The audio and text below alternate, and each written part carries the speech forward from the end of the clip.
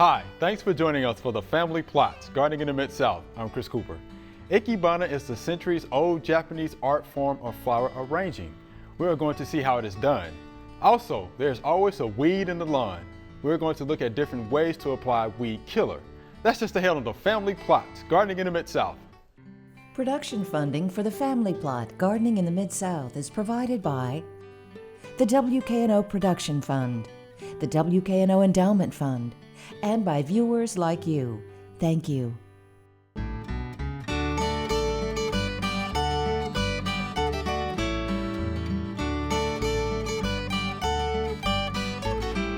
Welcome to the Family Plots. I'm Chris Cooper. Joining me today is Mary Hine. Miss Mary is a master gardener right here in Shelby County, and Mr. D is joining us today. Howdy. Thanks for being here. Thank you. Always good to have you, Miss Mary. Thank you. All right, so Ikebana, right? What is Ikebana? I've heard the term, of course, a lot of times, but what is it exactly? It's an art form. It's a Japanese form of flower arranging that's quite different from the American style. Okay. And it's much simpler, a lot of open space. And in Japan, they often put their arrangements in a little alcove, and they use it as a form of meditation even when you're creating your design. Okay. So like when there's a class in Ikebana that's offered at Memphis Botanic Garden, and when we go to class we try and remain quiet. Wow. So you can listen to what the flowers want you to do. You heard that, Mr. D? We're listening to the flowers. That's not like Well, it. That's you not see like how- master gardener class. Oh, okay. That's not like master gardener class. All right. But All right. So we have, what I want to do is show you some of the more primary basic Okay. designs that you would learn in a beginner's class. Okay.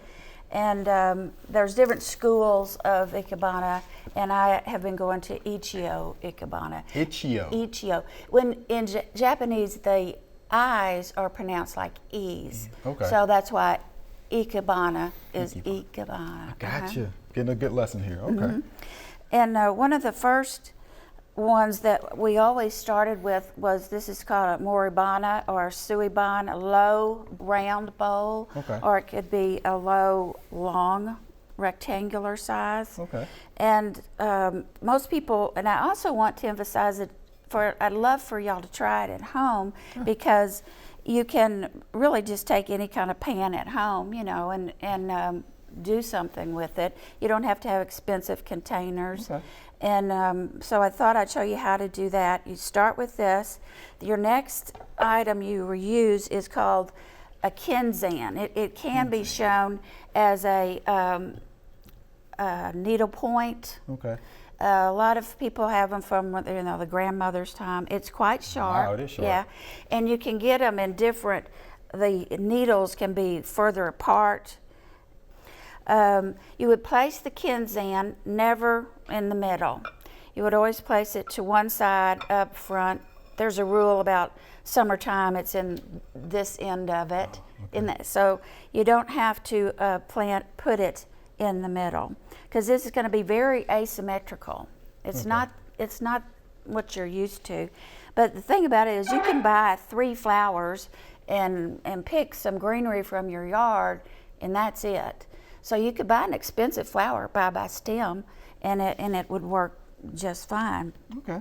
I'm going to work towards facing me, and then I'm going to roll it around so you can see how I do it. Okay. And the first thing I'm going to use is my hydrangeas. These came Those are from, beautiful, by the way. well, they came from my yard. I had Oh, look at quite a you. few of them, and I'm very pleased with the way they came out this year. Oh, you should be. Yeah, those are beautiful. And Oh, you are a master gardener, though, right? I mean, that's to be Yeah, expected, well, right, Mr. D? Right. okay, you would always put your largest one on the bottom. So we're going to try and find the best top one. All the time you remove almost all the leaves, because there's beauty in the stem itself. Beauty in the stem. Okay. So this might be too long, but I'm going to use 3 flowers and make a triangle. And you want the first one to be as long, certainly as long as your container Okay. is. And then the next one should be 3/4 the size of this one. And then the next one should be 3/4 the size Got it. of the second one. So sometimes you have to trim and, you know, work with it. So I'm going to place this first. I like this one, so I need to trim it off nice. just a little bit. So I don't want it nearly as tall. Get rid of some of these leaves. You also like to lean, and with a Kinzan, you can cut them at an angle and then place it and lean it somewhat. Okay. Now my largest one, now this is pretty large. I'm going to cut it quite short, and I want it to face me. Okay. A lot of times you can do a silhouette, like this one to the side, so you can appreciate all forms of the flower, not just the front facing, but the side of it. How about that? Okay. Now I've got some aspidistra. I love this variegated. That's a beautiful leaf. It really is. I've started to collect things in the garden that I can actually use in flower arranging. So I've been conscious of buying things that will work for that. Now your aspidistra or your greenery should be like, there should be one between these two, one between these two, and one between it. these two. Okay. And you would again have a tall one.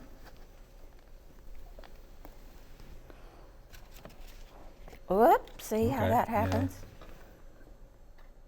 You have to push it down hard, and you can hurt yourself on those needles. They are Yeah, sharp. you wouldn't want to just leave those laying around. either. No. I don't want to do that. I kind of collect them. You can find them in antique stores, in some stores, but you certainly can go online and find Okay. them. Now this one, I'm going to make it quite low. And just for variety, I'm going to fold it under and stick it under the Kinzan just to hold it a bit, so that you have, you know, a little bit of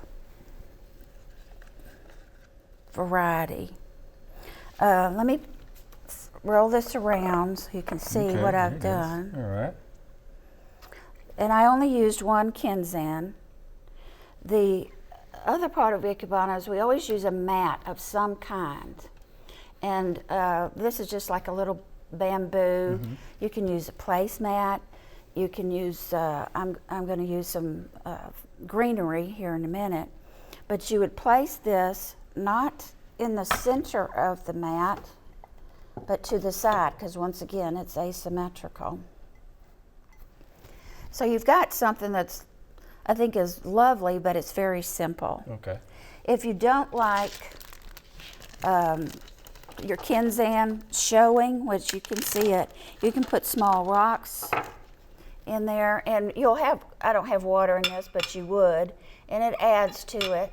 Some people will actually take a leaf and add to it to hide the Kinzan. Also, Oh, we use a lot of driftwood, a lot of dried materials. You mix dried and fresh, and you could just lay it in there like that. how about that? So it looks, it's simple, Yeah. but it's interesting. It is. And the point is, you'll notice so much space. Nothing's touching each other, and it shouldn't be in Okay. this particular kind of arrangement. So it's fairly easy. The containers, in the summertime you use a lighter container. In the winter you might use a darker one. There's chrysanthemums are a very Japanese Ikebana look, especially like a spider mum, you know, Okay. that open up really big. So you could do several easy arrangements. And you would put this probably, on against a wall. When we work in the class, we have a background, which is a trifold, like kids use on their reports. Okay. And you get a black one or a blue one, and you can really see how it pops out then. And you can rearrange and critique your own design. All right. Well, look, Miss Mary, we definitely appreciate the basic. This is the basic form, Yeah, huh? right. Okay. So people will actually go try, I mean, I have elaborate containers and stuff, but nobody has those. Okay. So I wanted to get something that people could possibly relate to. Well, look, we appreciate the demonstration. Thank you.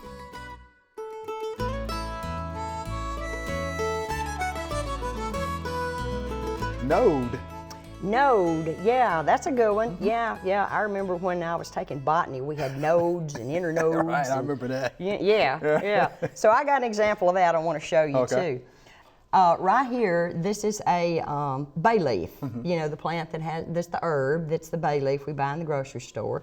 But a node is a little bit of a bump on the stem. See the little bumps? Those are called nodes, and it's the place where they're buds, and the buds can be a leaf bud or they can be a flower bud. So it's the little bump on the stem where leaves or flowers arise. And so it's a bump here, bump. And dormant, when they're dormant, trees right now, you can really see, all right, all the little nodes. So it's the place where the buds are, and they can be flower buds or leaf buds. Okay. It shows up really good on corn plant. Oh, yeah? Or bamboo. Oh, yeah, certainly, on bamboo for sure, yeah. All right, Mr. D, let's talk about killing those weeds and lawns. How about that? Yeah, good thing to do, good thing to do. Yes. I'm going to first start talking about some of the least desirable. Least desirable. Or something this hose end sprayer, I have never been able to do a very accurate job of applying herbicides with this. It's good for some things, spraying trees and things like shrubs, that. Right. But I personally I don't do a very accurate job of putting products out. And most of the herbicides are very specific about how much you need to put out per 1,000 square feet. And that means if you put too much right here, you may kill your turf grass. If you put not enough over there, you're not going to kill your weeds. So you need to be pretty exact when you're applying herbicides to your lawn. You need to do a really good job making sure you get an even application. Okay. You just don't prefer that though? I do not prefer the hose end sprayer. Okay. I'll let you have that. Yeah. Another totally different way of putting out herbicide is dry form. There are dry forms of fertilizer out there that you can use your fertilizer spreader like this. This is an example of a fertilizer spreader, and I think it throws about a 10-foot swath. It does. That's what I use at home. Very, very accurate. That's what I use. And there are several herbicides out there that are strictly granular. And you can use this type of fertilizer spreader, the drop spreaders, the push type spreaders that also throw a pattern. They are very accurate, and you do a really good job with those. Yeah. Okay. Probably the most common way of putting it out is using spray tanks. This is a very common spray tank. I think this one will hold 2.5 gallons of water. You see it's labeled herbicide. That's right. That means you don't want to use this to spray your tomatoes for late blight, because you may have a little bit of herbicide left in the tank, and you may take care of your late blight, but you may also take your tomatoes out. But you always mention it as well. Always talking about label. Right. Label. Very, very important. I go with a little bigger rig here. I've got a backpack sprayer. Yeah. Nice. I've had this for years, and I like it because I don't have to stop and keep and pump it up. Okay. And then go again. But this is a backpack sprayer. It'll hold 4 gallons of material, and you have a gauge. And I've got a pressure gauge on it, so I can hold it at the pressure that I want it at, or keep the pressure at the same. With one of these, you'll start out with high pressure, and when you finish, you got low pressure, and you're putting out more product at high pressure than you are at low pressure. So that means all you need to do is just walk faster when you got high pressure, and then slow down, as you're doing the low pressure. It's very important to calculate how much water you're putting out. And I had I looked at a label a little while ago of a common lawn product, and it the recommendation was 1.5 fluid ounces per 1,000 square feet. Okay.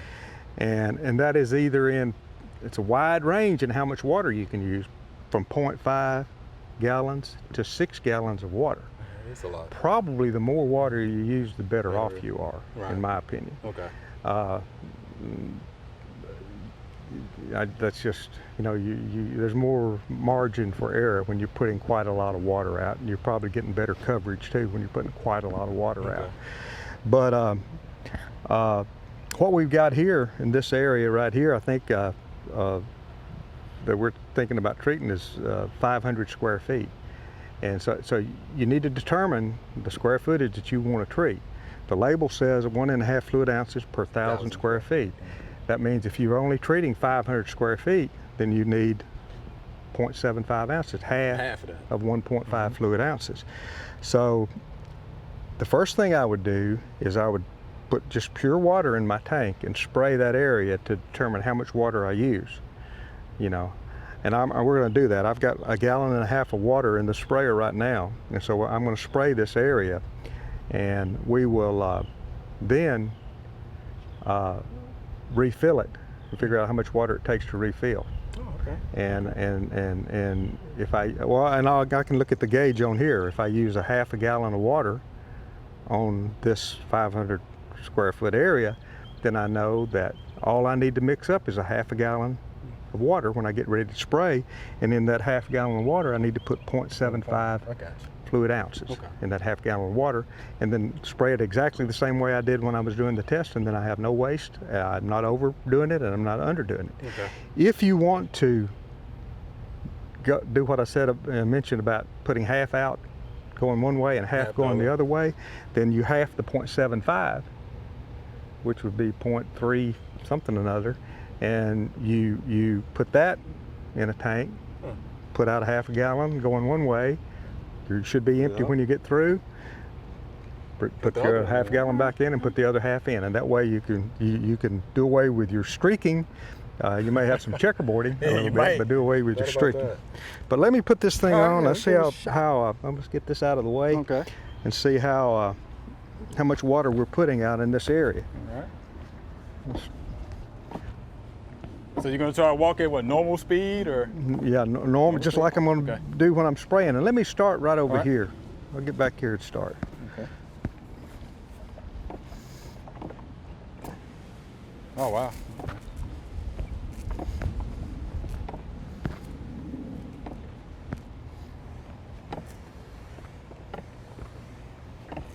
Okay. All right. Let's see what we got. Okay, I put out about 1/2 gallon of water. So that's kind of what we guessed that we would do. Okay. So I know that when I get ready to put the product in there and spray this, I need, if I'm going to do it in one application like that, I'll put 0.75 fluid ounces. That's the way you do it. Okay. And it's very accurate. Now, it's real accurate. One last thing.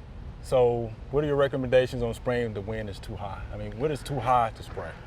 Don't spray if the wind is too high. Okay. And probably 10 miles an hour gust is probably as high as I would go. Okay. Ideally 4 to 10 miles an hour is good. If it's below 4, you may actually have temperature inversion, and that can increase the possibility of volatility, picking up and going off. Don't spray at night. Don't spray at night. Okay. Yeah, then that's usually when the inversions are more than likely. Okay. But that 4 to 10 miles an hour is probably pretty good. Okay.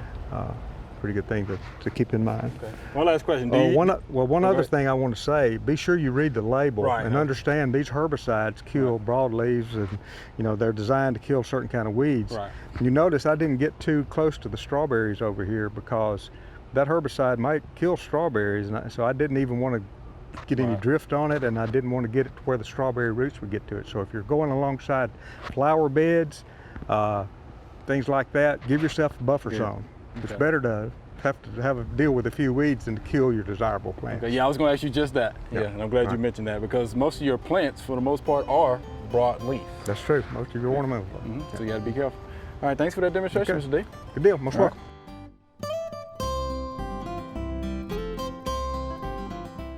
Once garlic has actually been cured for 3 to 4 weeks somewhere in a dry spot out of the sun, it'll look kind of like this. And the easiest way to go through and clean it is actually cut off the top and then cut off the roots, because you need to leave it hanging up with all the soil on top of it. You do not wash it, because if you wash it before you hang it up, you could have a lot of mold issues along the way. So the easiest way, cut the top off, go through and cut the roots off, leave all the soil on, and these outer shells will actually peel off to a really clean bulb. And this is what you store inside your house once it's been cured. So you can go through and peel it off until you get all the dirty shell off of the garlic bulb, and that's a finished garlic bulb. All right, here's our Q&A segment. Miss Mary, you jump in there and help us out. We'll be getting in trouble, all right? I'll try. All right, here's our first via email. I planted my tomatoes 2 weeks before my daughter, and they are the same variety. My garden soil is extremely humus, and her soil has never been tilled or had anything planted in it. Her plants are short and scraggly looking, but have lots of large tomatoes. Some are ripe. My plants are almost 8 feet tall and loaded with smaller green tomatoes. I've been successfully growing tomatoes for over 30 years, but this year has been disappointing so far. Why has this year not been a good tomato year? And this is from Tommy in Millington. So it's kind of interesting, you know, his daughter planted them in ground, it's never been planted, and nothing's been planted in it. Seem to be doing okay, and his, not so much, right? Yeah. 30 years, Mr. D, he's been successfully planting tomatoes. You think it was a bad year for tomatoes? Well, his are 8 foot tall and loaded with smaller green tomatoes. You know. Right.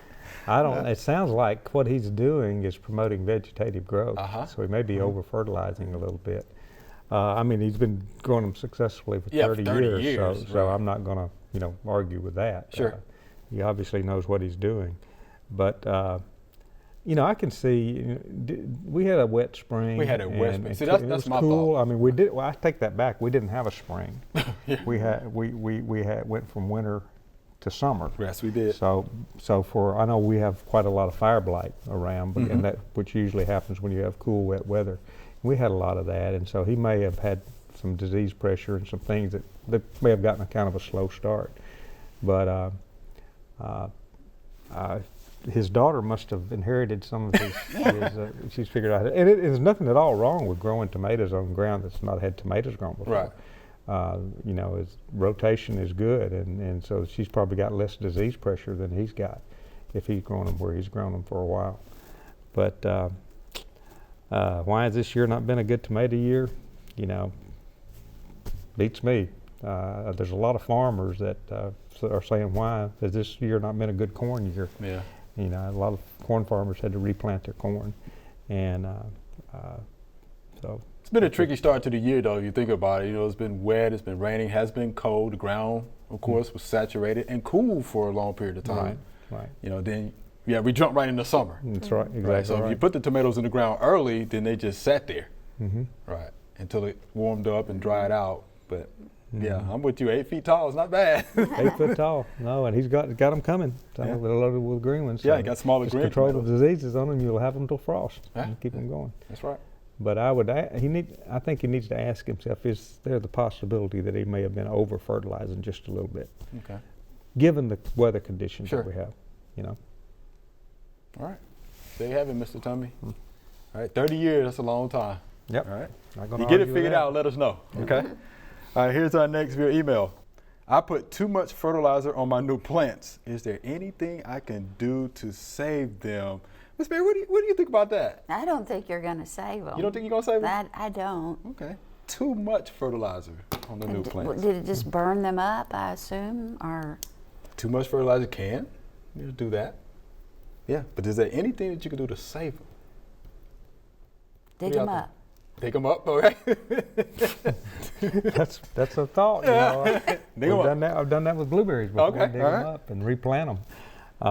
But I wonder what kind of new plants they are. The only thing that's going to, I wonder which fertilizer. See, that's what I too wonder. much. If it's nitrogen, stays out there from 4 to 6 weeks. Right. And water will take it out. And so if you over nitrate it, you got an immediate burn. And if they're still alive, probably going to be okay. If you put too much phosphorus out there, then he's got years to worry about that. Right. Put too much potash out there, it's just this year. Next year he doesn't probably need to add any potash. But if I were him, I would get a soil test and find out exactly how much too much fertilizer, right? But as far as moving the plants is an option. Moving the plants is an option. You can't we have no way of sucking lime you can't take it out. fertilizer out of the soil. Right, you can't take it out. Mother Nature will take it out eventually through leaching, and see, that's it's not what I thought. it's not a good thing to do because it costs you money. Yeah. You waste money when you put too much fertilizer out, and you also potentially contaminate groundwater. That's right. And you don't want to do that. So that's why we always say the soil test. Don't guess soil test, and just put out what you need. Put out what you need. And you'll save you some trouble. Yeah, you're exactly right. Yeah, because waiting on it to leach out or trying to flood that area to try to force it down. Yeah. I mean, you just don't know how much is in there, and you can't get it out. It's going to be the deal. Yep. All right. So yeah, good options there. But yeah, why guess soil test, Ms. Mary? We say it all the time. Right. Ms. Mary, Mr. D, we're out of time. It's been fun. I've enjoyed it. Thank you. Remember, we love to hear from you. Send us an email or letter. The email address is familyplot@wkno.org, and the mailing address is Family Plot 7151 Cherry Farms Road, Cordova, Tennessee 38016. Or you can go online to familyplotgarden.com. That's all we have time for today. Thanks for joining us. We just saw Mary show one way to do an Ikebana arrangement. If you want to see another style, head on over to familyplotgarden.com. We also have a great video with Mary about arranging grocery store flowers. I'm Chris Cooper. Be sure to join us next week for the Family Plot, Gardening in the Mid-South. Be safe.